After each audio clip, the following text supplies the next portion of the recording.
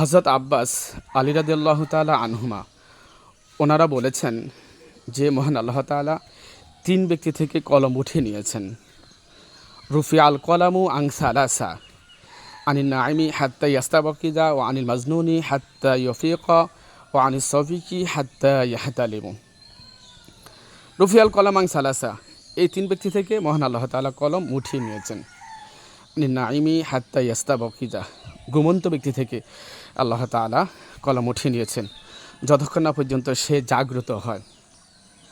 ও আনিল মাজনুনি হাত্তা ইউফিকা, এবং পাগল ব্যক্তি থেকে, যে পাগল, যার সেন্স নেই, পাগল ব্যক্তি থেকে আল্লাহ তাআলা কলম উঠিয়ে নিয়েছেন যতক্ষণ না পর্যন্ত তার সেন্স ফিরে আসে।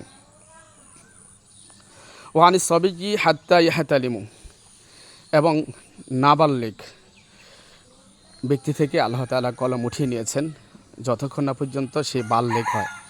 তাহলে এই তিন ব্যক্তি থেকে আল্লাহ তাআলা কলম উঠিয়ে নিয়েছেন, এই তিন ব্যক্তির কোনো পাপ হবে না। এজন্য পাগল যে, তাকে গালি দিবেন না, তার কিন্তু পাপ নেই। আর পাগলের ইবাদতও কিন্তু গ্রহণযোগ্য নেই, পাগলের ইবাদতও গ্রহণযোগ্য হবে না, আর তার পাপও লেখা হবে না, কেননা তার থেকে কলম উঠিয়ে নিয়েছেন।